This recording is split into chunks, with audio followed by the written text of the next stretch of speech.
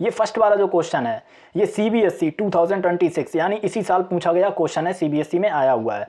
ये जो सेकंड वाला क्वेश्चन है ये लास्ट ईयर 2025 में पूछा गया क्वेश्चन है, जो कि 5 मार्क का क्वेश्चन है। अगर आप इस लेक्चर को पूरा देखते हैं तो आप सिर्फ इन दोनों क्वेश्चन को ही करना नहीं सीखेंगे। इस टॉपिक से कोई भी क्वेश्चन आ जाए, चाहे वो सिंगल मार्क का हो, 2 मार्क का हो, लॉन्ग आंसर ही क्यों ना हो 5 मार्क का, या फिर केस बेस्ड क्वेश्चन ही क्यों ना हो, आपसे कुछ भी नहीं छूटने वाला है एग्जाम में। हेलो फ्रेंड्स, मेरा नाम है ऋतिक और यह है हमारा lecture number 7 acid, basis and salt का। अभी तक हम लोगों ने ना पहले के जो 6 लेक्चर किए उनमें हम लोगों ने एसिड टॉपिक पूरा कंप्लीट कर लिया, बेस टॉपिक भी पूरा कंप्लीट कर लिया, और लास्ट के 2 लेक्चर्स में जो पीएच टॉपिक है वो भी कंप्लीट कर चुके हैं। और आज हम इस टॉपिक का जो थर्ड पार्ट है सॉल्ट वाला उसे शुरू करने वाले हैं। उसे शुरू करने से पहले मैं बता दूं कि इस लेक्चर के पीडीएफ नोट्स और प्रैक्टिस शीट दोनों डिस्क्रिप्शन बॉक्स में हैं फ्री ऑफ कॉस्ट, तो आप लोग जाके उन्हें भी चेकआउट कर सकते हैं। आइए शुरू करते हैं हमारे आज के टॉपिक को। आज का हमारा टॉपिक है सॉल्ट, ठीक है। अब ये जो वर्ड है ना सॉल्ट, ये कोई हमारे लिए नया नहीं है, इसे हम बचपन से सुनते हुए आ रहे हैं। अगर तुम अपनी मम्मी से भी जाके पूछोगे ना मम्मी सॉल्ट, तो मम्मी को भी पता है कि सॉल्ट वही अपना नमक, टेबल सॉल्ट, ठीक है। और बचपन से अगर तुम फर्स्ट क्लास के बच्चे को भी पूछोगे उसे भी जाके पता है। तो ये सॉल्ट जो चीज़ है ना ये कोई हमारे लिए नई नहीं है। पर बात यह है कि हम जो नॉर्मल भाषा में, घरों में, अपनी डेली लाइफ लैंग्वेज में जो सॉल्ट वर्ड का यूज़ करते हैं वो अलग चीज़ है, और हम जो सॉल्ट पढ़ने वाले हैं ये अलग चीज़ है। कैसे अलग है, मैं तुम्हें एक छोटा सा एग्जांपल देके समझाता हूँ। हमारे पास ना, मान लो तुम्हारे घर पे 3-4 लोग गेस्ट आए, कोई तुम्हारे रिलेटिव्स आया, कोई गेस्ट आए तुम्हारे घर पे, ठीक है। और तुमने उनसे पूछा कि आप लोग किससे आए हो, मतलब किस व्हीकल से आए हो, तो उन्होंने बोला कि वो कार से आए हैं, ठीक है। उन्होंने क्या बोला तुम्हें कि कार से आए हैं। अब ये जो कार वर्ड है ना ये क्या है, ये एक कॉमन नाउन है। खैर ये इंग्लिश की क्लास नहीं है, बट इतना समझ लो कि कॉमन नाउन मतलब कि ये पूरी क्लास को मतलब बताता है, पूरी क्लास, पूरी कैटेगरी के बारे में एक बताता है कि कार से आए हैं। उन्होंने बोला कार से आए हैं, बट कार के अंदर भी बहुत सारी कारें आ जाती हैं ना, लैम्बोर्गिनी हो गई, फरारी हो गई, बीएमडब्ल्यू हो गई, रोल्स रॉयस हो गई, और भी बहुत सारी कारें हैं, ठीक है, फोर्से हो गई, तो बहुत सारी कारें हैं। अब कई लोग सोच रहे होंगे भैया इतनी महंगी महंगी गाड़ियाँ क्यों बता रहे हो। भाई सोच रहे हैं, मैंने क्या बोला कि हम लोगों ने एक कंडीशन को अज्यूम किया है। तो एज्यूम, तुम्हारी सोच ही छोटी है, तुम सोच ही मारुति ऑल्टो 800 सोच रहे हो, टाटा नैनो सोच रहे हो, तो क्या यार, ज़िंदगी में सोचना तो फ्री ऑफ कॉस्ट है ना, उस चीज़ पे तो कोई लिमिटेशंस नहीं है, हम कितना भी सोच सकते हैं। फरारी है, बुगाटी है, कोई भी सोच लो यार, सोचने में क्या जा रहा है। तो मतलब ठीक है, मैं बस बता रहा हूँ कि सोच आना, ऑलवेज थिंक बिगर, ठीक है, हमेशा बड़ा सोचा करो, छोटा मत सोचो। जब सोचने की बात है, बड़ा सोचो, क्या जा रहा है, ठीक है। तो मुद्दे की बात ये वापस आते हैं कि तुमने अपने गेस्ट से पूछा कि आप लोग किससे आए हैं, तो उन्होंने एक कॉमन सा आंसर दिया कि कार से आए हैं, ठीक है। उन्होंने व्हीकल बताया, कार से आए हैं। लेकिन ये जो कार है ना ये खुद में एक कैटेगरी को डिफाइन करती है कि कार तो बहुत सारी हैं भाई, इतनी सारी कंपनियां हैं, कौन सी कार है, किस कार से है। मान लो कि वो ह्युंडई से आए, किसी से भी आए, ऑल्टो से आए, जिससे भी आए उनकी गाड़ी, ठीक है। सेम इसी तरह से ये जो वर्ड है ना सॉल्ट, जब हम सॉल्ट की बात करते हैं, अगर मैं इसके पैरेलली तुम्हें सॉल्ट लिखूँ, ये जो वर्ड है ना हमारा सॉल्ट, सॉल्ट भी ना ये एक कॉमन नाउन है और ये पूरी कैटेगरी को डिफाइन करता है।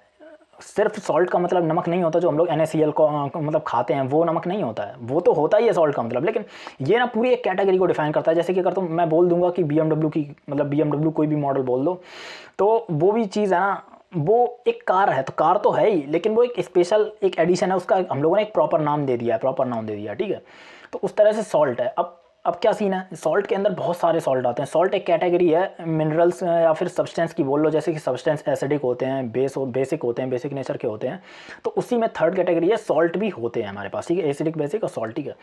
अब सीन क्या है कि इस सॉल्ट के अंदर ना बहुत सारे सॉल्ट आ जाते हैं, जैसे कि potassium chloride, calcium chloride, magnesium chloride, और भी बहुत सारे क्लोराइड हैं, नाइट्राइड के फॉर्म्स होते हैं, और भी बहुत सारे फॉर्म्स होते हैं, ठीक है। तो हमारा सोडियम क्लोराइड जो नॉर्मल सॉल्ट होता है। अब अपन लोग बात करते हैं अपना नॉर्मल जो सॉल्ट है हमारे पास, जिस चीज़ की ना हमारे घरों में मम्मी सब लोग बात करते हैं, उस चीज़ को क्या बोलते हैं। अगर मैंने तुम्हें एक शब्द बोल दिया कॉमन सॉल्ट, मैंने कहा जाओ कॉमन सॉल्ट लेके आओ, मैंने तुमसे कहा कि तुम अपनी लैब में जाओ और कॉमन सॉल्ट लेके आओ जाके, तो तुम क्या लेके आओगे। जब बात कर लेते हैं ना कॉमन सॉल्ट की, तब हम बात कर रहे होते हैं NaCl की। सोडियम क्लोराइड की। सोडियम क्लोराइड जो हमारा NaCl है उसी का तो कॉमन नेम होता है, कॉमन सॉल्ट या टेबल सॉल्ट, ठीक है। अब क्या होता है कि हमारी रोज़ की जो ज़िंदगी में हमारे घर वाले हैं या लैंग्वेज बोल लो, लैंग्वेज में क्या होता है ओमेशन, एक चीज़ बोलते हैं ओमेशन, शब्दों को हटा देते हैं, ठीक है। तो इस हर बार वो लोग कोई कॉमन सॉल्ट ले आओ, कॉमन सॉल्ट ले आओ तो थोड़ा अजीब लगेगा। उन लोगों ने क्या किया, लैंग्वेज जिन्होंने बनाई उन्होंने इस कॉमन वर्ड को ओमिट कर दिया, हटा दिया और सिर्फ सॉल्ट रह गया।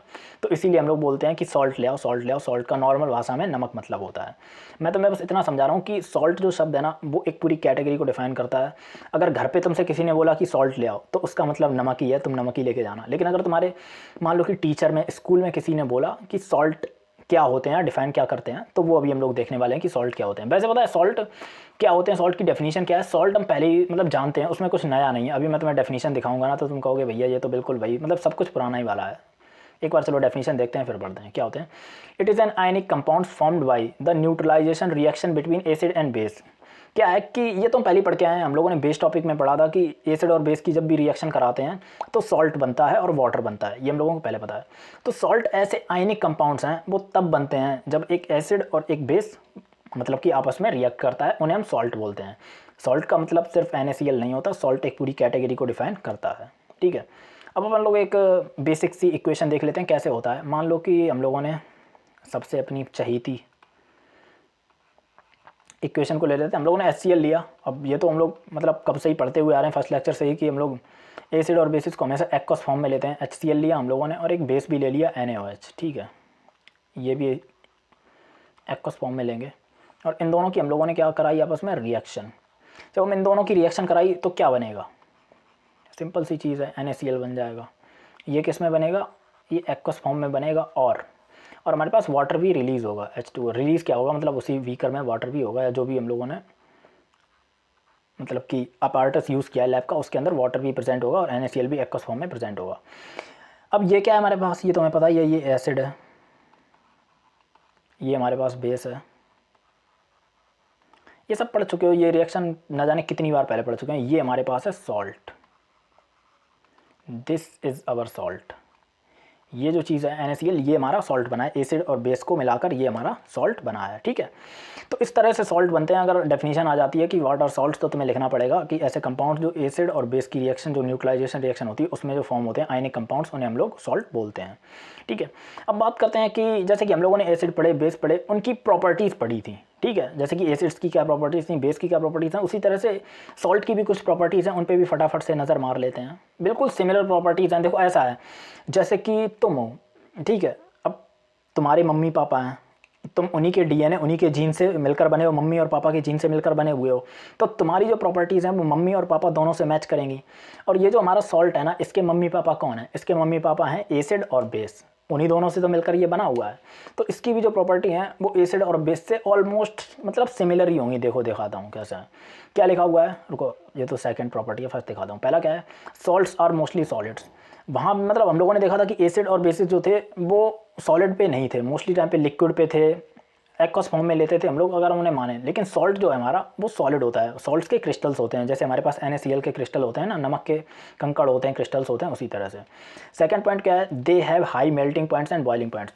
क्योंकि ये सॉलिड है और आयनिक बॉन्ड से मिलकर बना हुआ है तो इसकी क्या होती है कि इसकी हाई मेल्टिंग पॉइंट और हाई बॉइलिंग पॉइंट होते हैं। अभी हम लोग थर्ड लेक्चर में जब आयनिक बॉन्ड्स पढ़ेंगे ना तब हम देखेंगे कि आयनिक बॉन्ड्स जो होते हैं उनके बॉइलिंग पॉइंट और जो हमारे मतलब मेल्टिंग पॉइंट्स होते हैं वो हाई क्यों होते हैं, उस रीज़न को हम लोग नेक्स्ट लेक्चर थर्ड में पढ़ेंगे, ठीक है। अब अपन लोग नेक्स्ट प्रॉपर्टी देखते हैं, simple. Salts are usually soluble in water. जैसे कि देख रहे होते एसिड्स जो थे हमारे पास वो भी वाटर में सोलेबल थे। बेसिस जो थे, जो हमारे मतलब हमारे सिलेबस तक जो बेसिस हम यूज़ कर रहे हैं, हम जो पढ़ रहे हैं वो सारे बेसिस वाटर सोल्यूबल थे। उसी तरह से जो सॉल्ट्स जो होते हैं वो ज़्यादातर मतलब ऐसे समझ लो 98% सॉल्ट्स जो होंगे वो वाटर में सोल्यूबल होंगे, वाटर में घुल जाएंगे, ठीक है। अगला है solution of salts in water conduct electricity. देखो जो ये तो हमने उसमें भी पढ़ा था, एसिड्स में भी देखा था, बेस में भी देखा था कि एसिड जो होता है वाटर में जाके आयंस में ब्रेक हो जाता है, आयंस होंगे तो वो इलेक्ट्रिसिटी कंडक्ट करा पाएंगे। सेम हैपन विद सॉल्ट, जब हम सॉल्ट्स को वाटर में घोलते हैं, वाटर में मिक्स करते हैं तो वो आयंस में ब्रेक हो जाता है और वो हमें क्या देता है, वो मतलब इलेक्ट्रिसिटी को कंडक्ट करा सकता है। लास्ट वाला पॉइंट वही है जो डेफिनेशन में था, कुछ नया नहीं है। Salts are ionic compound, salts जो होते हैं वो आयनिक कंपाउंड्स होते हैं। बस ये 5 प्रॉपर्टीज़ हैं, छोटी सी, कुछ भी नया नहीं है, एक बार रीड कर लेना, ठीक है। अब नेक्स्ट आगे चलते हैं। अब बात करते हैं फैमिली ऑफ सॉल्ट की। हर इंसान की फैमिली है, तुम्हारी फैमिली है, मेरी फैमिली है, सबकी फैमिली है, ठीक है। उसी तरह से सॉल्ट्स की भी फैमिली होती है। एक्चुअली मैंने ये जो फैमिली ऑफ सॉल्ट वाला टॉपिक है ये बिल्कुल बेकार टॉपिक है, मतलब फालतू का टॉपिक लगता है मुझे, मैं तुम्हें सच बता दूँ तो। अभी तुम पढ़ोगे तो तुम्हें भी समझ में आएगा। इसकी डेफिनेशन बाद में देखते हैं, पहले मैं तुम्हें कुछ एग्जाम्पल दिखाता हूँ। एग्जाम्पल के लिए मान लो फैमिली ऑफ सॉल्ट, मान लो हम लोग 2 सॉल्ट ले लेते हैं, ठीक है। हमने ले लिया NaCl,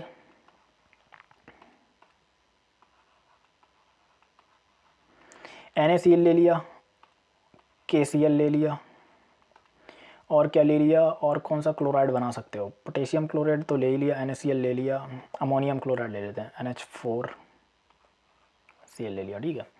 ये 3 सॉल्ट हमने लिए, ठीक है। अब तुम एक चीज़ देखो, NaCl में इसमें भी क्लोराइड था, KCl पोटेशियम क्लोराइड में इसमें भी Cl था, NH4 अमोनियम क्लोराइड इसमें भी Cl था। ये तीनों में, तीनों के अंदर Cl था।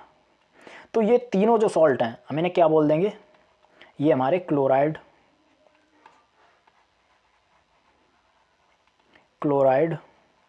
सॉल्ट्स हैं। मतलब ये क्लोराइड फैमिली के हैं, क्लोराइड सॉल्ट्स हैं। इन तीनों के अंदर देखो क्या चीज़ कॉमन है, तीनों के अंदर, इसके अंदर भी क्लोराइड आयन है, इसके अंदर भी क्लोराइड आयन है, इसके अंदर भी क्लोराइड आयन है।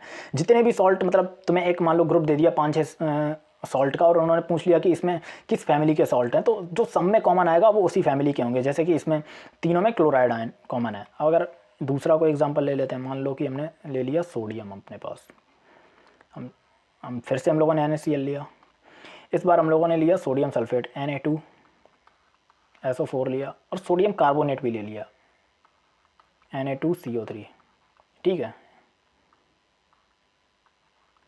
ये 3 सॉल्ट हमने लिए। पिछली बार में क्लोराइड आयन कॉमन था, इस बार हमारे पास क्या कॉमन है, देखो सोडियम सोडियम सोडियम, तीनों के अंदर सोडियम सोडियम सोडियम है। तो ये तीनों किस फैमिली के मेंबर हैं, तो हम इन्हें बोल देंगे कि ये तीनों सोडियम सॉल्ट्स हैं।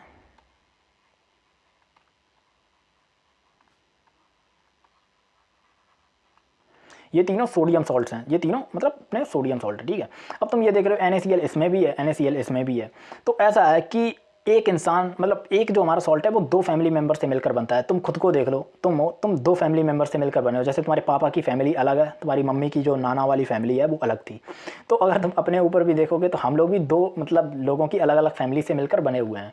उसी तरह से जो एक सॉल्ट होगा वो 2 फैमिलीज़ या 2 से ज़्यादा भी फैमिली हो सकती हैं। जैसे कि अगर कोई 3 कंपाउंड वाला सॉल्ट अगर हम आगे देखेंगे तो उसमें जैसे कि सोडियम हाइड्रोजन कार्बोनेट हमारा होता है, जब उसमें हाइड्रोजन भी आ जाएगा, और भी हम लोगों ने कोई हाइड्रोजन वाला कंपाउंड ले लिया तो फिर उसमें हाइड्रोजन कॉमन हो जाएगा। पर मुद्दे की बात यह है कि जो भी आयंस कॉमन है जिन भी सॉल्ट्स में, उन्हें हम सेम फैमिली का बोल देते हैं। जैसे कि इन तीनों में क्लोराइड मतलब कॉमन थे तो हमने क्लोराइड सॉल्ट बोल दिया, इसमें सोडियम कॉमन थे, सोडियम सॉल्ट बोल दिया। बस इतना ही है इस टॉपिक में, और यही इसकी डेफिनेशन है। ये देखो, the salt having the same positive ion और सेम निगेटिव आयन। जो सॉल्ट्स होते हैं ना जिनके अंदर या तो सेम पॉजिटिव आयन हो, इसमें देखो जो इसमें निगेटिव, क्लोरीन जो था हमारा निगेटिव आयन है, एनायन है। तो ये जो चीज़ है इसमें सब में क्लोरीन कॉमन था, और इस वाले में जो पॉजिटिव आयन हमारा कैटायन है जो सोडियम है वो कॉमन था। तो इसीलिए are said to be belonging to the family of salt. तो ये सेम फैमिली से बिलोंग करते हैं, बस इतना ही। इसकी डेफिनेशन भी इंपॉर्टेंट नहीं है, बस दिमाग में डाल लो कि यहाँ फैमिली ऑफ सॉल्ट NCERT में टॉपिक है तो हमें पढ़ना पड़ेगा। अब प्रॉब्लम की बात नहीं है, पर पता नहीं क्यों NCERT वालों ने इसके ऊपर भी एक एक्टिविटी डाल दी, मतलब इस टॉपिक के ऊपर भी एक्टिविटी डाल दी। एक तो ना मुझे ये टेबल वाली जो एक्टिविटीज़ होती हैं जिनमें टेबल फॉर्म में डेटा फिल करना पड़ता है, वो मुझे बहुत मतलब इंटरेस्ट नहीं लगता है। फालतू का डेटा होता है, भरना पड़ता है। जो वो वाली एक्टिविटीज़ होती हैं जिन्हें हम लैब में परफॉर्म कर सकते हैं, जिनमें हम लोग एक्चुअली में अपार्टस वगैरह या कंपाउंड्स वगैरह यूज़ करते हैं, वो एक्टिविटीज़ कराने में ना मज़ा भी आता है, और मुझे ऐसा लगता है कि तुम्हें पढ़ने में भी मज़ा आता होगा। लेकिन इस तरह की ना एक्टिविटी, एक टेबल बनी हुई है, पूरा डेटा देखो, उसे रटो बैठ कर, इन चीज़ों में मज़ा नहीं आता। बट क्या कर सकते हैं, सिलेबस में तो पढ़ना पड़ेगा। अब क्या बोल रहा है NCERT 2.13 बोल लो या 13 बोल लो, जो तुम्हें सही लगे। तो क्या बोल रहा है एक्टिविटी में, ठीक है, वी हैव केमिकल फार्मूले ऑफ सॉल्ट्स गिवन बिलो। ये सारे हमारे पास केमिकल फार्मूले हैं सॉल्ट के, ये हमें दिए गए हैं। पहले तो मैं इनका राइट द ओके ये जो केमिकल सॉल्ट दिए गए हैं हमें इनके फार्मूलों को राइट करना है, ठीक है। आगे क्या बोला, identify acid and base from which the above salt में बी ऑब्टेन्ड। हमें उन एसिड्स और बेस को बताना है जिनसे ये सॉल्ट बने हुए हैं। अगली क्या बोल रहा है, सॉल्ट हैविंग सेम पॉजिटिव और नेगेटिव आयन और, ठीक है भाई, ये फैमिली वाला जो बता रहा है कि जो सेम होता है, मतलब जो जिसके अंदर सेम कैटायन और सेम एनायन होंगे वो सेम फैमिली से बिलोंग करेंगे। तो हाउ मैनी, रुको मैं पेन यूज़ कर लेता हूँ, जब पेन है मेरे पास। क्या बोला है, how many families can you identify among the salt given in this activity, कि तुम्हें इस एक्टिविटी से फैमिली को भी आइडेंटिफाई करना है, सिंपली वो तुम्हें शॉर्ट में इतना बोल रहा है। तो क्योंकि ये टेबल वाला है तो मैं पहले से ही टेबल कंप्लीट करके लाया हूँ, देखते हैं कैसे हो रहा है, क्या बोल रहा है। ये हमारे पास सॉल्ट लिखे हुए हैं, देखो potassium sulphate, sodium sulphate, calcium sulphate, magnesium sulphate, copper sulphate, ठीक है, ये सारे हमारे पास सॉल्ट लिखे हुए हैं। अब हम क्या देखेंगे, इनके फार्मूले देखेंगे, जो एसिड यूज़ हुआ वो देखेंगे, बेस यूज़ हुआ वो देखेंगे, और सॉल्ट किस फैमिली से बिलोंग कर रहा है वो देखेंगे, ठीक है। तो देखते हैं फटाफट से क्या है। हमारे पास है पोटेशियम सल्फेट। पोटेशियम सल्फेट का फार्मूला क्या होता है, K2SO4। देखो फार्मूला में एक बात बताऊँ, मैंने जो हमारी मतलब फर्स्ट चैप्टर था केमिकल रिएक्शन एंड इक्वेशन पढ़ाने से पहले एक चैप्टर पढ़ाया हुआ है जो कि है बेसिक्स ऑफ साइंस के नाम पे, और उसमें मैंने क्लास 9th के टॉपिक्स पढ़ाए हुए हैं, और उसी में मैंने आयंस का टॉपिक पढ़ाया हुआ है, ठीक है। आयंस के टॉपिक में मैंने बहुत अच्छे से समझाया, एक पूरा शायद एक अलग से लेक्चर था और वो काफ़ी लंबा लेक्चर था, उसमें मैंने तुम्हें अलग से समझाया कि तुम सारे कंपाउंड्स के फार्मूले कैसे बना सकते हो अगर तुम्हें आयंस पता है। तुम्हें इन फार्मूलेस को रटने की 1% की भी ज़रूरत नहीं पड़ेगी अगर तुमने वो लेक्चर्स देखे हुए हैं, वो कंप्लीट करके आए हुए। जो बच्चे कंप्लीट कर चुके हैं उन्हें खुद पता होगा, जो नहीं करके आए हैं वो रटने बैठ जाएंगे कि इसका फार्मूला ये होता है, उसका फार्मूला ये होता है। कुछ भी रटने की ज़रूरत नहीं है। मैंने जो तुम्हें आयंस की लिस्ट दी थी, हाँ तुम उन्हें रट लेना, वो तुम्हारी मतलब कि जब तक तुम स्टडी करोगे, चाहे 12th क्लास हो या 12th क्लास से अब भी जाओगे, तब भी वो तुम्हारे काम आएंगे। पर तुम सिर्फ फार्मूले रटते रहोगे, हो सकता है कि तुम फार्मूले रट के 10th क्लास में अच्छा स्कोर कर दो, पर 10th क्लास के बाद ज़िंदगी ख़त्म नहीं हो जाएगी बेटा। 10th क्लास के बाद ज़िंदगी ऐसे बोल लो शुरुआत होती है मुश्किलों की, और भी ज़्यादा। तो जो बच्चे पढ़ चुके हैं भाई बहुत अच्छी बात है, जिन्होंने नहीं पढ़ा वो रट लें बैठ के, और मैं उनसे क्या ही बोलूँगा। पहले मैं तो बोलता ही रहता हूँ भाई, देखो मैं जो पढ़ा रहा हूँ, मेरा पढ़ाने का जो सीक्वेंस है, जो बच्चा सीक्वेंसली इसे फॉलो करेगा, 1 लेक्चर से लेकर लास्ट तक जाएगा ना, उससे पहली चीज़ तो कोई भी चीज़ कठिन नहीं लगेगी, दूसरी चीज़ हर एक चीज़ बिल्कुल क्रिस्टल क्लियर होती जाएगी, उसके सारे डाउट खुद ब खुद क्लियर होते जाएंगे। और जो ये चाहता है कि मुझे कोई चूरन मिल जाए, कोई ट्रिक मिल जाए, कोई जुगाड़ मिल जाए, मतलब जब वही नहीं रणछोड़ दास, वो कौन सी अपनी 3 इडियट मूवी में वो होता है, चतुर होता है, वो बंगाली बाबा का चूरन खाता है दिमाग तेज़ करने के लिए। तो ऐसे ही स्टडी में कुछ बच्चों को चूरन चाहिए होता है, चूरन मतलब ट्रिक चाहिए होती है कि बस 2 घंटे के 1 शॉट में भैया पूरा चैप्टर समझा दो। भाई ना मैं कोई ऐसा जादू करूं जो मैं यहाँ से छड़ी घुमाऊंगा और वहाँ से तुम पूरा 2 घंटों में चैप्टर सीख जाओगे, ठीक है। तो मेरे पास वो शक्तियाँ नहीं हैं, जिसके पास हैं आप उनसे जाके पढ़ सकते हैं। मैं तो ऐसे ही पढ़ाता हूँ, मैं हर चीज़ को बहुत डिटेल में समझाता हूँ और एक एक चीज़ के पीछे का लॉजिक भी देता हूँ, ठीक है। तो ये हमारे पास ये सब तुम पढ़ चुके हो, जो बच्चे आयंस पढ़ चुके हैं वो इनके फार्मूलेज बना लेंगे फटाफट से। टेबल है, ये डेटा ऐसे एक बार रीड कर लेना, नज़र मार लेना, यहाँ से सिंगल मार्क का क्वेश्चन या कुछ चीज़ें पूछ सकता है बस। बाद बाकी पूछा तो अभी तक मैंने चेक किया है, इतना ज़्यादा इनिशियली इतना इंपॉर्टेंट क्वेश्चन यहाँ से नहीं आया हुआ है, ठीक है।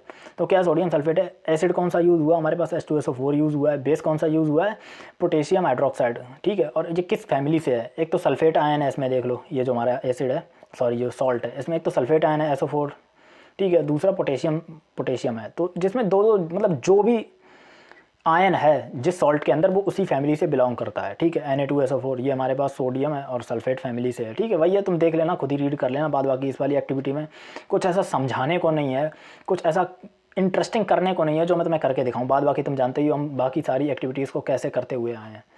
अब यहाँ पे मैं कुछ फैमिलीज़ के मतलब सॉल्ट की फैमिलीज़ के चार्ट लेके आया हूँ, इन्हें भी एक बार देख लेना। ये सोडियम के हैं, देखो इसमें सारे सोडियम एटम्स हैं। ये हमारा कैल्शियम का, इसमें सारे कैल्शियम के एटम्स हैं। ये हमारा कौन सा है, मैग्नीशियम का है, देखो मैग्नीशियम सॉल्ट में सारे मैग्नीशियम है। ऐसे ही है, तुम देख लेना, ठीक है, एक बार नज़र मार लेना, इन पे ठीक रहेगा।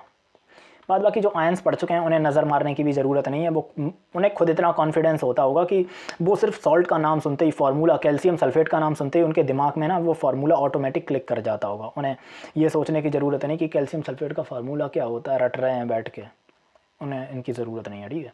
तो ये था हमारा जो फैमिली सॉल्ट था, ये इतना ज़्यादा कोई इंटरेस्टिंग या इंपॉर्टेंट टॉपिक नहीं है, तो मैंने उसी तरह से उसे उतनी ही इंपॉर्टेंट दे के पढ़ाया है, तुम खुद समझ गए होगे। अब ये जो अगला टॉपिक है ये हमारा इंपॉर्टेंट है, और नेक्स्ट टॉपिक हमारा क्या है, the pH of salt solution. हमने लास्ट के जो 2 लेक्चर किए हैं, लेक्चर नंबर 5 और लेक्चर नंबर 6, उसमें हमने pH के बारे में किया हुआ है। pH मतलब एसिड की pH देखी थी, बेस की pH देखी थी। अब हम लोग सॉल्ट की भी pH देखने वाले हैं, ठीक है। उसे देखने से पहले मैं एक चीज़ तुम्हें दिखाता हूँ, सॉल्ट कैसे बनते हैं। सॉल्ट एसिड और बेस से मिलकर बनते हैं। मान लो हमारे पास एक एसिड है, ठीक है, प्लस बेस है। जब हम इन दोनों को मिलाते हैं तो हमें क्या मिलता है, तब हमें मिलता है सॉल्ट, ठीक है, ऐसे ही मिलता है जब हम एसिड और बेस को मिलाते हैं। वाटर भी मिलता है, ठीक है, लेकिन अभी हम लोग सॉल्ट की बात कर रहे हैं तो सॉल्ट को देखते हैं। जब हम इन दोनों को मिलाते हैं तो हमें सॉल्ट मिलता है। अब इस रिएक्शन को क्या बोलते थे हम लोग? एक्चुअली में हम इस रिएक्शन को क्या बोलते थे? हम इस रिएक्शन को बोलते थे न्यूट्रलाइजेशन।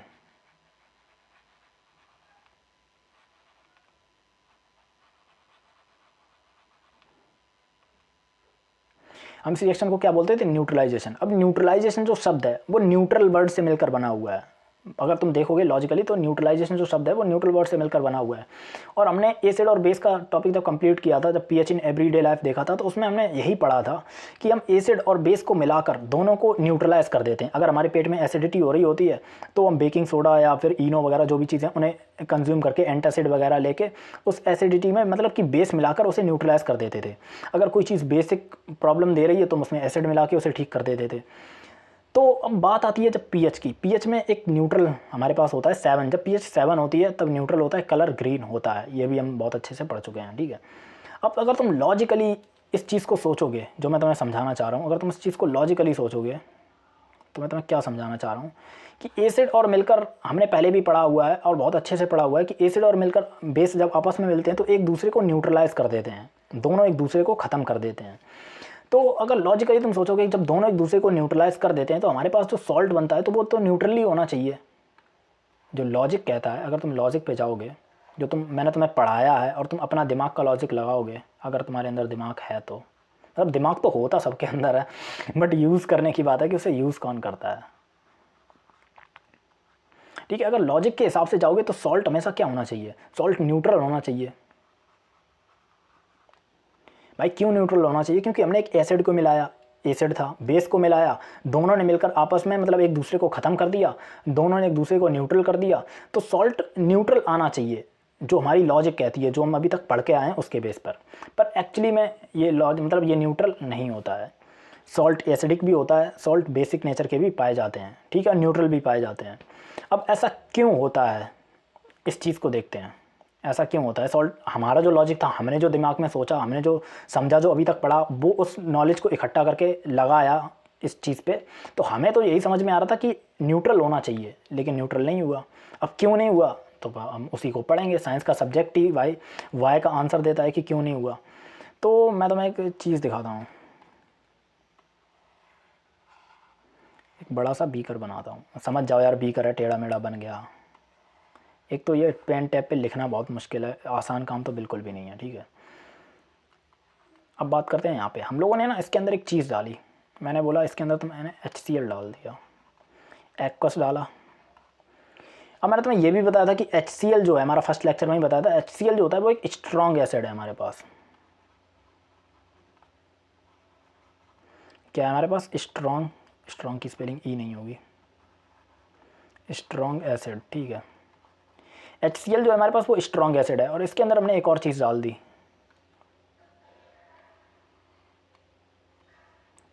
इसके अंदर हम लोगों ने डाल दिया NaOH, हम लोगों ने NaOH डाल दिया, एक्वस।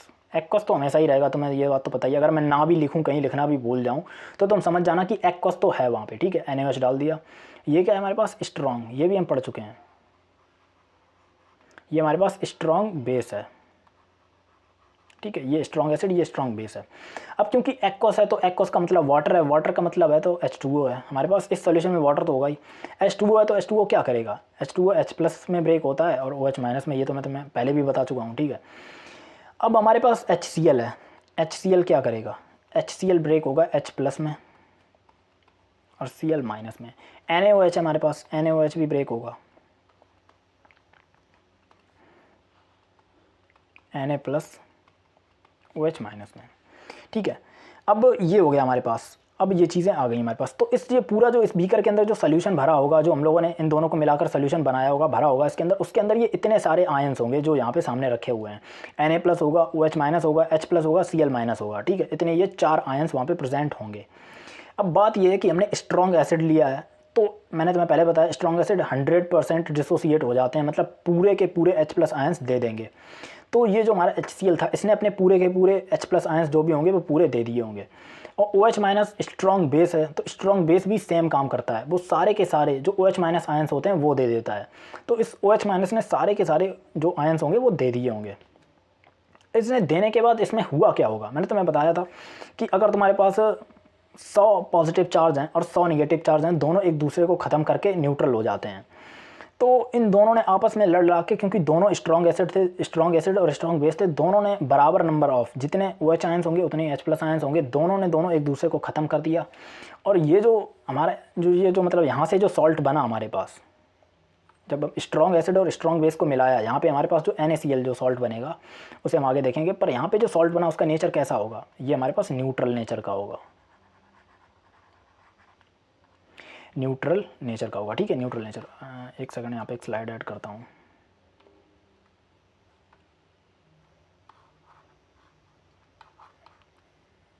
ठीक है, तो हम लोगों ने क्या देखा, हम लोगों ने ये देखा कि हम लोगों ने सबसे पहले एक स्ट्रॉन्ग एसिड लिया।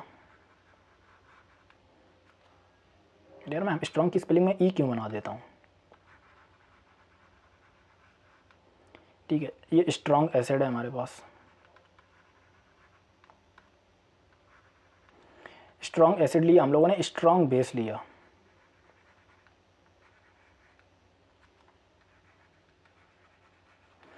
हम लोगों ने इन दोनों को जब मिलाया तो हमें क्या मिला, हमें मिला न्यूट्रल सॉल्ट। जब हमने स्ट्रॉन्ग एसिड और स्ट्रॉन्ग बेस को मिलाया तो हमें न्यूट्रल सॉल्ट मिला। अगर अपन लोग इसकी रिएक्शन लिख लेते हैं, पहले मैं इसे हाईलाइट कर देता हूँ बॉक्स में करके। ठीक है, अगर अपन लोग इसकी रिएक्शन लिखते हैं, जो हमने अभी जो चीज़ें मिलाई थी, हम लोगों ने क्या मिलाया था, हम लोगों ने HCl लिया था, NaOH लिया था, इन दोनों को मिलकर क्या बनाया था, NaCl बना था हमारा, जो कि था एक्वस। अब तो ये रिएक्शन तुम्हें रट गई होगी यार, हम लोग ये काफ़ी बार पढ़ चुके हैं। H2O तो लिक्विड होता है। ठीक है, ये लिक्विड था। ठीक है, ये रिएक्शन हमारे सामने आई थी। ये क्या था, हमारे पास स्ट्रॉन्ग एसिड था, मैं शॉर्ट में लिख रहा हूँ समझ जाना। ये हमारे पास स्ट्रॉन्ग एसिड था, ये हमारे पास स्ट्रॉन्ग बेस था, ये हमारे पास जो चीज़ आई है, ये हमारे पास क्या आया, न्यूट्रल। ठीक है, और ये लिक्विड है, इस चीज़ से लेना देना नहीं है, न्यूट्रल सॉल्ट। ठीक है, ये हमें न्यूट्रल सॉल्ट मिला। तो स्ट्रॉन्ग एसिड स्ट्रॉन्ग बेस को मिलाया तो हमें न्यूट्रल सॉल्ट मिला। अब हम लोग देखते हैं आगे, हम फिर से एक और भी कर लेते हैं। इस बार हम लोग क्या करते हैं, इस बार हम लोग ना एसिड को स्ट्रॉन्ग ही रखते हैं, स्ट्रॉन्ग एसिड लेते हैं। हम लोगों ने एक स्ट्रॉन्ग एसिड लिया और इस बार स्ट्रॉन्ग एसिड में क्या ले रहे हैं, वही HCl ले रहे हैं अपना। ठीक है, HCl एक्वस, HCl ये तो पता ही है, हाइड्रोक्लोरिक एसिड हमारा, समझ जाना एक्वस है, लिख ही देता हूँ। ठीक है, ये HCl लो लिया है, वो स्ट्रॉन्ग एसिड है हमारा और एक्वस फॉर्म में है। दूसरी चीज़ हम लोगों ने क्या लिया, इस बार ना अपन लोग वीक स्ट्रॉन्ग एसिड ले रहे हैं लेकिन वीक बेस ले रहे हैं। हम लोगों ने क्या लिया, वीक बेस लिया, या फिर पूरा लिख देता हूँ, पहली बार लिख रहे हैं तो।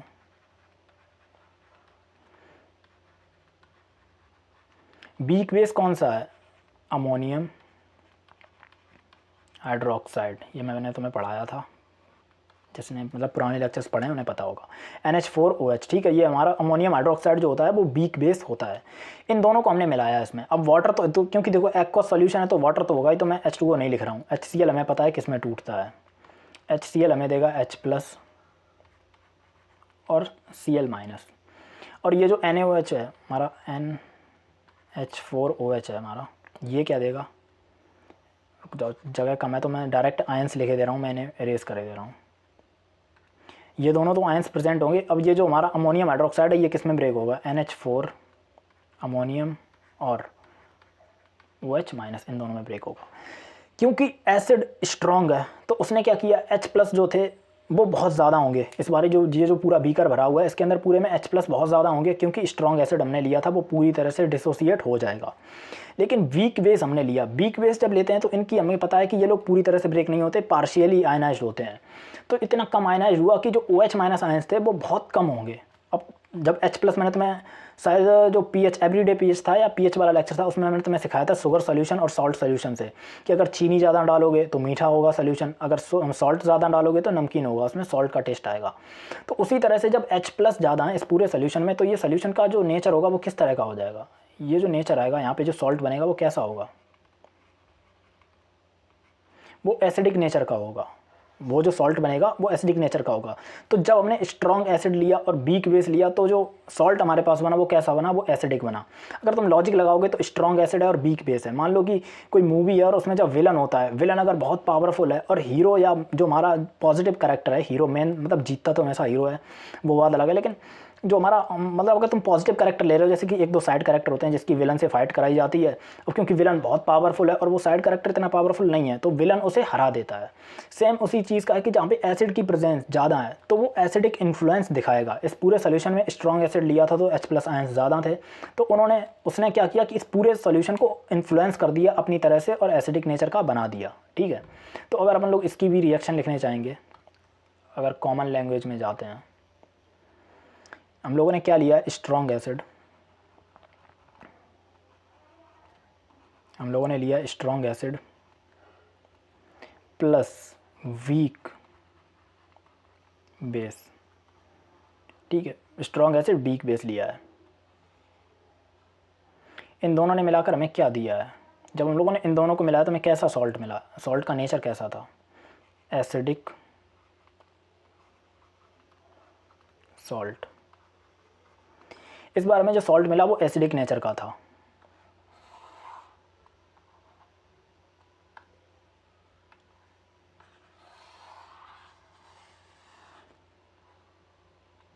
और इसकी भी रिएक्शन लिख लेते हैं। इसकी रिएक्शन क्या है, हम लोगों ने क्या लिया था, हम लोगों ने स्ट्रॉन्ग एसिड HCl लिया था एक्वस फॉर्म में, वीक बेस लिया था अमोनियम हाइड्रोक्साइड NH4OH एक्वस। ठीक है, इन दोनों की रिएक्शन कराई थी हम लोगों ने।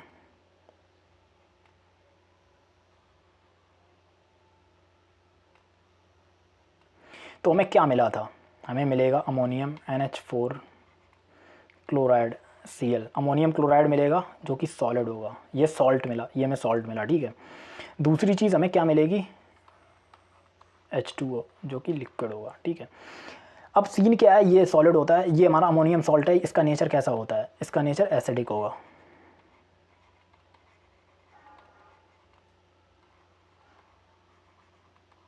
अब तुम देखोगे एक चीज़, यहाँ पे जो एरो लगा हुआ है, ये जो चीज़ है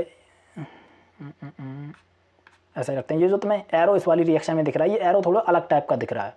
हम लोगों ने फर्स्ट लेक्चर जो मतलब फर्स्ट चैप्टर जो है हमारा केमिकल रिएक्शन एंड इक्वेशंस में, उसमें केमिकल इक्वेशंस के बारे में देखा था कि केमिकल इक्वेशंस कैसे होती हैं। अगर मैं तुम्हें एक अलग सी छोटा सा इन्फॉर्मेशन दूँ, और ये जो एरो मैंने तुम्हें बताया है, ये वाला जो हमारा एरो है,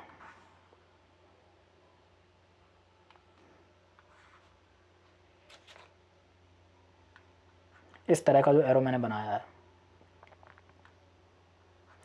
इस चीज़ को बोलते हैं रिवर्सिबिलिटी सिंबल।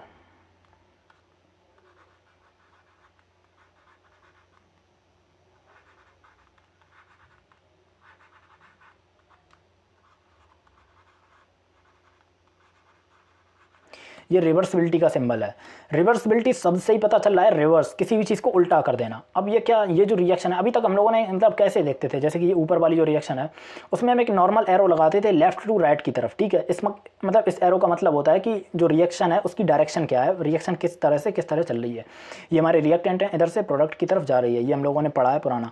लेकिन ये जो इस तरह का, अगर तुम्हें इस तरह का एरो किसी भी रिएक्शन में देखने को मिल जाए तो वो समझ लेना कि वो रिएक्शन रिवर्सिबल है। रिवर्सिबल रिएक्शंस का मतलब क्या होता है कि हमने HCl और अमोनियम हाइड्रोक्साइड इन दोनों को मिलाया तो हमें क्या मिला, अमोनियम क्लोराइड मिला और वाटर मिला। लेकिन मान लो कि ये क्योंकि सॉलिड है, मान लो कि तुम मार्केट गए और तुमने अमोनियम क्लोराइड का पाउडर खरीद लिया, तुम अपने घर पे ले आए और तुमने उसमें पानी मिला दिया, तुमने उसमें वाटर मिला दिया। जब तुम अमोनियम क्लोराइड में वाटर मिलाओगे तो तुम्हें उल्टे मतलब ये फिर ये जो चीज़ें हैं इधर वाली, ये तुम्हारी रिएक्टेंट की तरह वर्क करेंगी और फिर ये प्रोडक्ट बना देंगी। मतलब तुम HCl और NH4OH को मिलाओगे तो तुम्हें ये मिलेगा अमोनियम क्लोराइड और वाटर, और तुम अमोनियम क्लोराइड और वाटर को मिलाओगे तो तुम्हें ये एज ए प्रोडक्ट मिलेंगे।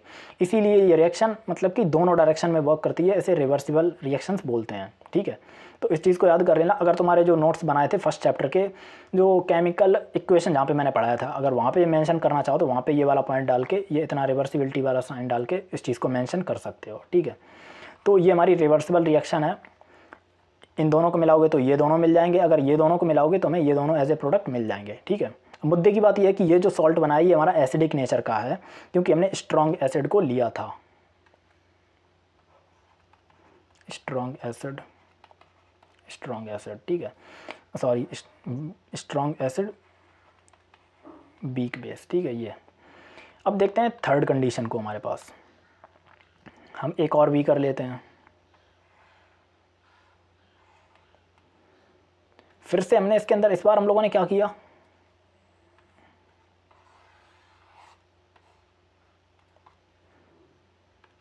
इस बार हम लोगों ने क्या किया, अभी तक हम लोगों ने स्ट्रॉन्ग एसिड को लिया था, इस बार हम वीक एसिड को ले रहे हैं। हम क्या कर रहे हैं, एसिड को वीक ले रहे हैं।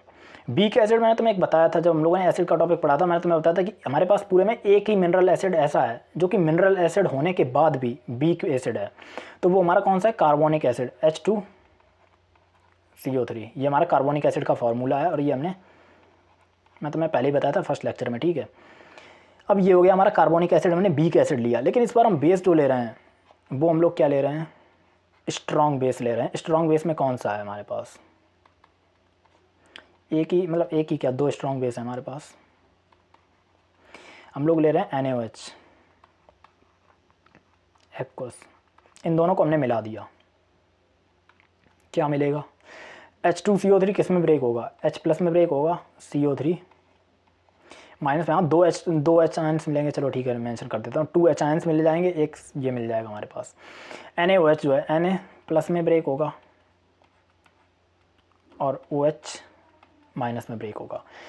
ये जो भले ही जो हमारा कार्बोनिक एसिड है वो एक एटम, सॉरी एक मॉलिक्यूल दो ये में दे रहा है, दो आयंस बना के दे रहा है, लेकिन ये बहुत कम ब्रेक होता है, मतलब इसकी जो आयनाइजेशन पावर है बहुत ही कम है, ये बहुत कम होता है, इसकी 1 या 2% होती है। अगर मान लो कि तुम 100 मॉलिक्यूल्स डालोगे तो उसमें से एक या दो ही ब्रेक होंगे, बाद बाकी 98 97 वैसे के वैसे ही पड़े रहेंगे पानी में, वो ब्रेक नहीं होंगे।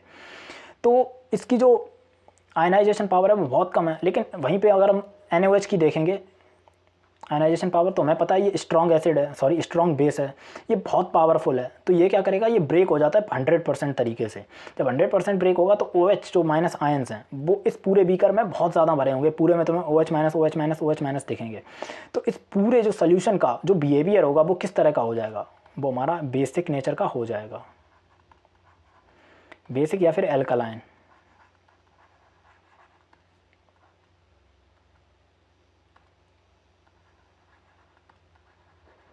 एल्कलाइन नेचर का हो जाएगा ये जो पूरा, जब हम एक स्ट्रॉन्ग बेस और वीक एसिड के मिलाकर सॉल्ट बनाएंगे तो हमें जो सॉल्ट मिलेगा वो किस नेचर का मिलेगा, उसका नेचर बेसिक होगा, एल्कलाइन होगा, ठीक है। इस चीज़ को भी हम लोग इसी फॉर्म में लिख लेते हैं आकर, ऐसे मैं ऊपर कर देता हूँ। हम लोगों ने क्या लिया, वीक एसिड लिया, हम लोगों ने वीक एसिड लिया और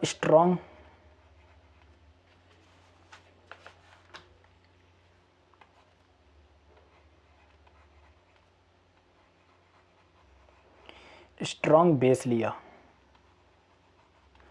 क्या बना हमारे पास,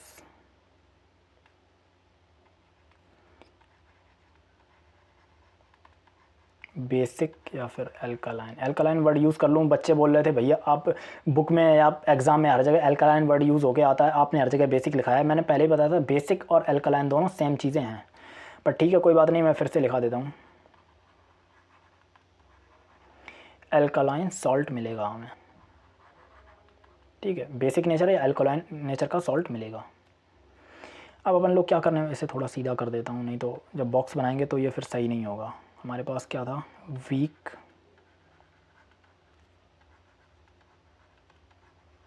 वीक एसिड था, ठीक है। इस चीज़ को हाईलाइट करके बॉक्स में बंद कर देते हैं ताकि उड़ ना जाए, दिमाग में रहे।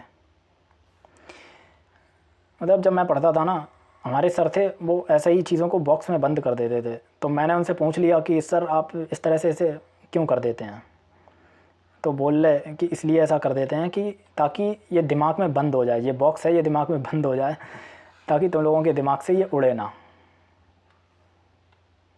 बट अब मैं खुद पढ़ाने लगा हूँ तो मैं समझ गया हूँ कि ये थोड़ा रिप्रेजेंट करने का तरीका थोड़ा अच्छा होता है, हाईलाइट हो जाता है। हमें अगर कोई भी चीज़ बॉक्स में है, हाईलाइटेड है, तो हम उसे थोड़ा ज़्यादा इंपॉर्टेंट अच्छे से देते हैं कि हाँ भाई ये इंपॉर्टेंट है हमारे लिए, ठीक है। अगर इसकी रिएक्शन की बात कर लें, हम लोगों ने क्या क्या लिया था, जब हम लोगों ने रिएक्शन करी है, हम लोगों ने एक वीक एसिड लिया है, कार्बोनिक एसिड H2CO3 को लिया है,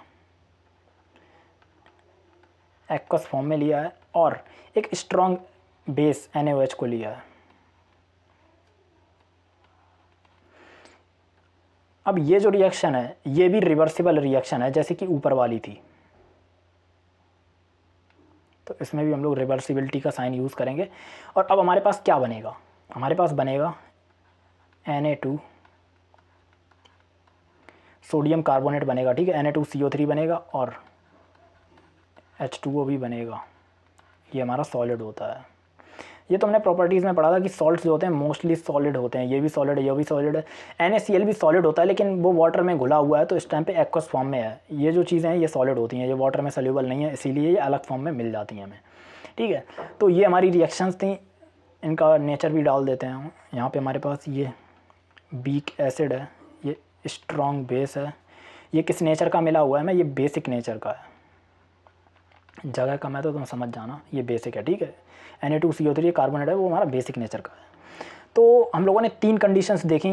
पहले तो हम लोगों ने पीएच चेक कर रहे थे कि सॉल्ट की पीएच क्या होती है, तो पीएच न्यूट्रल भी होती है, न्यूट्रल जैसे NaCl इसकी न्यूट्रल है। ये एसिडिक है हमारे पास, जो मतलब जब हम स्ट्रॉन्ग एसिड और वीक बेस को मिलाते हैं तो हमें एसिडिक मिलता है, जब हम स्ट्रॉन्ग बेस और वीक एसिड को मिलाते हैं तो हमें बेसिक नेचर का सॉल्ट मिलता है, ठीक है। ये सारी चीज़ें हम लोगों ने समझ ली। ये रिएक्शंस इंपॉर्टेंट है, इन्हें भी इसलिए मैंने अलग पेज पे लिखाया है। अब इस चीज़ पे भी NCERT वालों ने एक एक्टिविटी डाल दी, और वो भी टेबल फॉर्मेट वाली, जो कि मुझे बिल्कुल पसंद नहीं है। क्या है, पढ़ते हैं, देखते हैं। कलेक्ट द फॉलोइंग सैंपल्स, हमें ये सारे सैंपल्स कलेक्ट कर रहे हैं, सोडियम क्लोराइड, पोटेशियम नाइट्रेट वगैरह वगैरह इनके, ठीक है। क्या बोल रहे हैं, check their solubility in water. पहले तो हमें ये चेक करना है कि वाटर में घुलते हैं या नहीं घुलते, और स्पेशली उसने बोल दिया यूज़ डिस्टिल्ड वाटर ओनली, हम सिर्फ डिस्टिल्ड वाटर का ही यूज़ कर सकते हैं। Check the action of this solution on litmus and find pH using pH paper. हमें मतलब कि इसकी पीएच को चेक करना है कि जो सोल्यूशन बनेंगे वाटर में घोलने के बाद उनकी पीएच कितनी है, कैसा है कैसा नहीं है। उसके बाद बोल रहा है विच सॉल्ट और एसिडिक, बेसिक और न्यूट्रल, हमें उनकी मतलब कि नेचर भी बताना है। एसिडिक है, आइडेंटिफाई द एसिड और base use to form the salt, हमें एसिड भी बताना है, बेस भी बताना है, कौन सा यूज़ हुआ है। काफ़ी तगड़ी टेबल बनेगी इसमें, काफ़ी चीज़ें, मतलब उसने बहुत सारी चीज़ें पूछ ली हैं हमसे, तो ये हमारी टेबल है। देखो इसमें हम लोगों ने ये सॉल्ट के फार्मूले लिखे हुए हैं, sodium chloride, potassium nitrate, ammonium chloride, zinc sulphate, ये सारे फार्मूले, इनके फार्मूले मतलब सॉरी इनके केमिकल नेम है, ये इधर इनके फार्मूलेज़ हैं। ये मैं टेबल कंप्लीट करके लाया हूँ। देखो मैं यहाँ पे क्लास में बैठ के तुम्हें टेबल कंप्लीट करके दिखाऊँ तो वो सिर्फ टाइम ही बढ़ेगा, लेक्चर और ज़्यादा लंबा होगा, इसका कोई मतलब नहीं। इन द एंड तुम्हें जाके इन टेबल को रटना ही पड़ेगा, रीड ही करना पड़ेगा। मैं रटने को नहीं बोलूँगा, मैं बोलूँगा कि तुम इन्हें रीड कर लो, एक बार अच्छे से देख लो, चीज़ें समझ लो क्या क्या हो रहा है। तो ये फार्मूले तो मैं तुम्हें पहले बता चुका हूँ, आइंस टॉपिक में पढ़ाए थे, तुम खुद बना लोगे। अब ये तुम सॉल्युबिलिटी चेक करो, जितने भी हम लोगों ने सॉल्ट लिए सारे के सारे वाटर में सोल्यूबल है। मैंने तुम्हें बताया था कि मोस्टली जो हमने प्रॉपर्टीज़ देखी हैं उनमें कि सारे के सारे सॉल्ट वाटर में सोल्यूबल होते हैं। सोडियम क्लोराइड हमें पता है न्यूट्रल होता है, तो इसकी pH 7 आई है, न्यूट्रल है। पोटेशियम नाइट्रेट भी न्यूट्रल होता है, उसकी देखो pH 7 है, वो भी न्यूट्रल है। ये जो अपना वो है अमोनियम क्लोराइड, ये एसिडिक नेचर का होता है। एसिड जो होते हैं उनकी pH 7 से बिलो होती है, उनकी pH जो होती है वो 7 से कम होती है, ठीक है, तो ये एसिडिक नेचर का है। इसकी भी देखो जिंक सल्फेट की भी pH 7 से कम है, तो ये भी एसिडिक नेचर का है। इसकी भी pH देखो 7 से कम है, तो ये भी एसिडिक नेचर का है। अब बात करते हैं हमारा सोडियम एसिटेट, ये हमारा सोडियम एसिटेट जो होता है सॉल्ट, उसकी pH देखो 7 से ज़्यादा है, इसकी pH 7 से ज़्यादा है, तो ये बेसिक नेचर का है, ठीक है। इसी तरह से देख लो, अब ये बात कर रहे हैं कि कौन से एसिड और बेस यूज़ हुए हैं, तो यहाँ पे मैंने स्पेशली मेंशन भी कर दिया था जब टेबल बनाई थी कि स्ट्रॉन्ग एसिड और स्ट्रॉन्ग बेस मिलकर, ये दोनों देखो जो न्यूट्रल हैं वो स्ट्रॉन्ग एसिड स्ट्रॉन्ग बेस से मिलकर बने हैं, जो एसिडिक होंगे वो स्ट्रॉन्ग एसिड और वीक बेस से मिलकर बने हैं, और जो बेसिक नेचर के हैं वो वीक एसिड और स्ट्रॉन्ग बेस से मिलकर बने हुए हैं। जो अभी हम लोगों ने तीनों कंडीशंस को देखा था वहीं यहाँ पे हो रही हैं, ठीक है। तो तुम जाके इस लेक्चर के जब PDF, अगर पहली चीज़ तो मुझे लग रहा है कि लेक्चर में क्लियर दिख रहा होगा, अगर नहीं दिख रहा है तो कोई दिक्कत नहीं, इसके PDF नोट डाउनलोड कर लेना, उसमें तुम जूम करके अच्छे से देख लेना, तुम्हें क्लियर दिख जाएगा। तो बस यही NCERT की एक्टिविटी थी। अब अपने आज चलते हैं आगे वाले टॉपिक पे। अभी तक तो हम लोगों ने थोड़ा बहुत चीज़ें समझने वाली थी, मैंने तुम्हें समझाई, चीज़ें समझाई, लेकिन अब जो टॉपिक है हमारा सोडियम क्लोराइड, इसमें मोस्टली चीज़ें रटने वाली हैं, तुम्हें खुद याद करनी पड़ेगी। मैं पहले से PPT तैयार करके लाया हूँ, तुम बस समझ लेना। तो सोडियम क्लोराइड, अब हम अपने कॉमन सॉल्ट की बात करने वाले हैं। यहाँ पे क्या है, HCl। हम ये रिएक्शन ना आज ही कम से कम 4-5 बार, 3-4 बार तो देख ही चुके हैं इसी रिएक्शन को, तो मैं पहले से ही लिख के लाया हूँ। HCl को मिलाया NaOH में, तो ये हमारे पास NaCl बनता है और H2O रिलीज़ होता है। ये जो रिएक्शन है हम लोग लेबोरेटरी में कराते हैं, और ये चीज़ एसिड और बेस को मिलाकर हमने बनाया है सोडियम क्लोराइड। हमें पता है ये न्यूट्रल नेचर का होता है, ठीक है। आगे क्या है, आगे देखते हैं। आगे बोल रहे हैं how common salt how common salt is obtained, common salt हमें मिलता कैसे है, नेचर के थ्रू हमें कहाँ से मिलता है, कैसे मिलता है। तो सबसे पहला जो सोर्स है वो हमारा फ्रॉम सी वाटर, जो समुद्र का वाटर है, समुद्रों का पानी है, वहाँ से मिलता है। ये चीज़ तो हमें पहले से ही पता है, ठीक है। सी वाटर से क्या लिखा हुआ है, sea water is an important source of common salt, ये हमें पता है, ये बचपन से ही पढ़ते हुए आ रहे हैं। समुद्र के खारा मतलब खारा जो पानी है समुद्र का, जो खारापन है वाटर में, वो इसी सॉल्ट वाटर की वजह से होता है, ठीक है। क्या बोल रहा है, it is collected in shallow pools and heated naturally by sunlight. क्या होता है कि हम जो हमारा मतलब सी वाटर होता है उसे हम लोग कलेक्ट करके ले आते हैं और शैलो गहरे पूल्स में डाल देते हैं ला के, ठीक है। उसके बाद क्या करते हैं, उन्हें धूप में छोड़ देते हैं। धूप में धीमे धीमे क्या होता है, एवापोरेशन होने लगता है उस पानी का, वाटर एवापोरेट हो जाता है और हमारे पास क्या रह जाता है, हमारे पास सिर्फ रह जाता है सॉल्ट। तो causing the water to evaporation and leaving solid salt behind, मतलब वाटर तो एवापोरेट हो जाता है, जो सॉलिड सॉल्ट है वो पीछे रह जाता है। The crude salt contains impurities, जो सॉल्ट हमारे पास अभी हमें मिला है वाटर को एवापोरेट होने के बाद, वो इम्प्योर होता है, प्योर नहीं होता है। एंड अदर डिजॉल्व सॉल्ट, उसमें मतलब इम्प्योर होता है और दूसरी भी कई चीज़ें उसमें डिजॉल्व होती हैं, इम्प्योरिटीज़ काफ़ी डिजॉल्व होती हैं, वही लिखा हुआ है। So it is purified before being used for domestic and industrial purpose.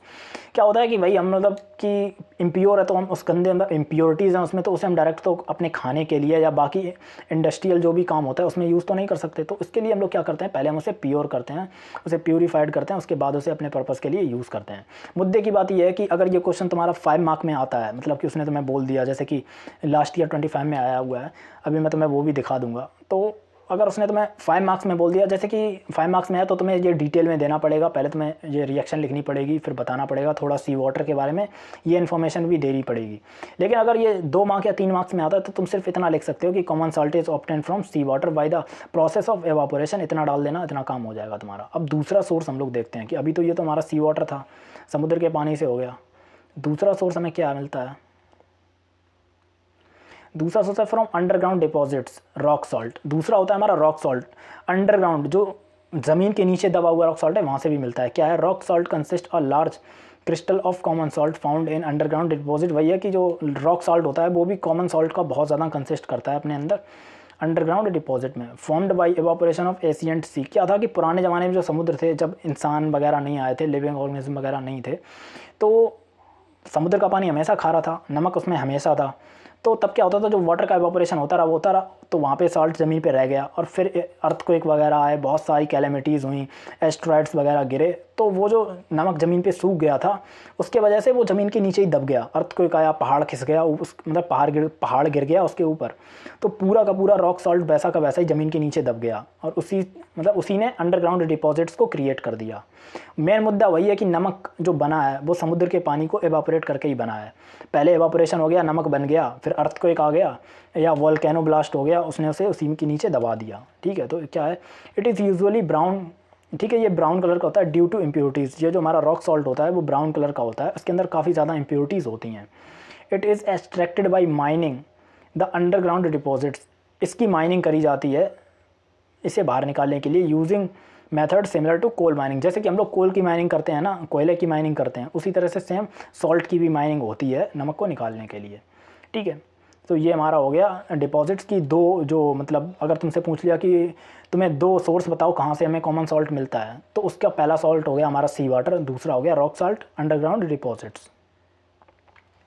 अब नेक्स्ट देखते हैं, नेक्स्ट क्या है, यूजेस ऑफ सोडियम क्लोराइड। वैसे तो सोडियम क्लोराइड के यूज़ भी फटाफट से देख ही लेते हैं, क्या क्या यूज़ हैं सोडियम क्लोराइड के।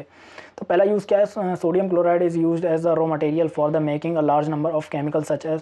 देखो मैं तुम्हें फटाफट से एक्सप्लेन कर दे रहा हूँ, पर इन द एंड ये रटने वाली चीज़ें तुम्हें रटना पड़ेगा भाई, मैं कुछ नहीं कर सकता। हाँ, अगर तुम्हारा बोर्ड एग्जाम जैसे कि होगा, इसमें तुम्हें रिटन देना पड़ता है तो तुम्हें रटना पड़ेगा, आंसर को ऐसे ही लिखना पड़ेगा, इवन स्टेप्स भी मेंटेन करनी पड़ेंगी, हर एक स्टेप्स का भी मार्क होता है।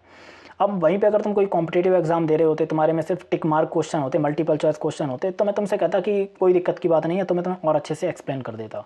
लेकिन तुम्हारा पेपर रिटन में होगा तो तुम्हें रट के उसे लिखना पड़ेगा, मैं कुछ भी नहीं कर सकता हूँ, मैं फटाफट से तुम्हें एक्सप्लेन कर रहा हूँ। Sodium chloride is used as raw material for the making large number of chemical such as sodium hydroxide, sodium carbonate, sodium hydrogen carbonate, hydrochloric acid, hydrogen gas, chlorine gas and sodium metal. मतलब जो हमारा sodium chloride है वो raw material की तरह use होता है इतने सारे केमिकल्स को बनाने के लिए, बस इतना ही है इस वाली लाइन में, और कुछ भी नहीं है, तुम खुद से रीड कर सकते हो। आगे क्या है, it is used in cooking food. ये तो हमें सबसे पहले पता है, ये तो हमारा सबसे मेन यूज़ है भाई इस नमक का। जो हमारे घरों में जो सॉल्ट होता है, सोडियम क्लोराइड, उसका खाने में यूज़ होता है। इट इम्प्रूव्स फूड फ्लेवर, खाने का स्वाद बढ़ाता है। It help in working hour nervous system, ये हमारे नर्वस सिस्टम को सही से काम करने में हेल्प करता है। द मूवमेंट ऑफ मसल्स की जो मूवमेंट्स होती हैं उन्हें भी मतलब हेल्प करता है करने में। And production of HCl in the stomach for the digestion of food, जो हमारे पेट के अंदर जो हाइड्रोक्लोरिक एसिड बनता है उसकी pH कितनी होती है, मैं तुम्हें पहले ही बता चुका हूँ। इस क्वेश्चन का आंसर ना तुम लोग कमेंट में बताना कि हमारे पेट में जो हाइड्रोक्लोरिक एसिड बनता है उसकी pH कितनी होती है, ठीक है। तो वो जो हाइड्रोक्लोरिक एसिड हमारे पेट में बनता है उसमें भी हमें नमक की HCl की ज़रूरत हो, सॉरी हाँ NaCl की ज़रूरत होती है उस HCl एसिड को फॉर्म करने के लिए, ठीक है। नेक्स्ट यूज़ क्या है इसका, नेक्स्ट यूज़ है it is used as preservative in pickles and curing meat and fish. क्या होता है ना कि जैसे कि तुम्हारे घर पे पता नहीं अचार रखा जाता है, आम का अचार या कोई किसी मतलब किसी भी चीज़ का जब अचार रखा जाता है तो उसमें नमक अच्छे से डाला जाता है ताकि वो ख़राब ना हो, वो प्रिजर्वेटिव की तरह वर्क करता है। पिकल्स, और जैसे कि मीट की जब सप्लाई करी जाती है ना, मीट को कहीं ट्रांसपोर्ट किया जाता है, दूर कहीं भेजा जाता है, तो उसे भी हम लोग नमक में डाल के रखते हैं, ठीक है। तो ये हो गया हमारे मीट के लिए, फिश के लिए भी यूज़ किया जाता है। नेक्स्ट यूज़ क्या है, it is use in the manufacturing of soap. Fourth जो हमारा फोर्थ चैप्टर है कार्बन एंड इट्स कंपाउंड, उसमें हम लोग देखेंगे कि सोडियम कैसे सोप बनाने में काम आता है। बस अभी तुम इसे इतना देख लो कि it is use in the manufacturing of soap, soap बनाने में भी काम आता है, ठीक है। It is use to melt ice which collect on roads during winter, मतलब कि ये बर्फ़ को पिघलाने में काम आता है जब सर्दियों में रोड के ऊपर बर्फ़ जम जाती है। तो भाई ये पूरा सोडियम क्लोराइड वाला जो लास्ट वाला टॉपिक है ये पूरा रटने वाला है, मैंने तुम्हें एक्सप्लेन कर दिया, लेकिन इन द एंड तुम्हें वो रटना ही पड़ेगा, ठीक है। तो बस आज के लेक्चर में इतना ही रखते हैं, काफ़ी हो गया, हम लोगों ने पूरा लेक्चर कवर कर लिया। जाने से पहले फिर से बता देता हूँ, इस लेक्चर के PDF नोट्स और प्रैक्टिस शीट ज़रूर सॉल्व करना है। देखो मैं तुम्हें PDF नोट्स तो देता ही हूँ, मैं बार बार कहता हूँ, लेकिन अपने हैंड रिटन नोट्स सबसे अच्छे होते हैं, तो अपने हैंड रिटन नोट्स ज़रूर बनाओ और प्रैक्टिस शीट को सीरियसली सॉल्व करो। ऐसा छोड़ मत दो कि चलो ठीक है लेक्चर देख लिया हो जाएगा, नहीं, छोड़ना नहीं है। और रही बात है ये वाले जो PYQs जो मैंने तुम्हें अभी जो लेक्चर के शुरुआत में दिखाए थे, तुम इन्हें एक बार खुद से ट्राई करना, मैं इस PDF में बने रहने दूंगा, तुम खुद से ट्राई करना कि ये दोनों तुमसे बन रहे हैं, ये PYQ हो रहे हैं 5 मार्क्स के या नहीं हो रहे हैं, ठीक है। और प्रैक्टिस शीट सॉल्व करके देखना, तुम खुद समझ जाओगे कितना तुम्हें समझ में आया, कितनी चीज़ें तुम्हें समझ में नहीं आई। तो आज के लिए बस इतना ही रखते हैं, तब तक के लिए ओके, बाय बाय।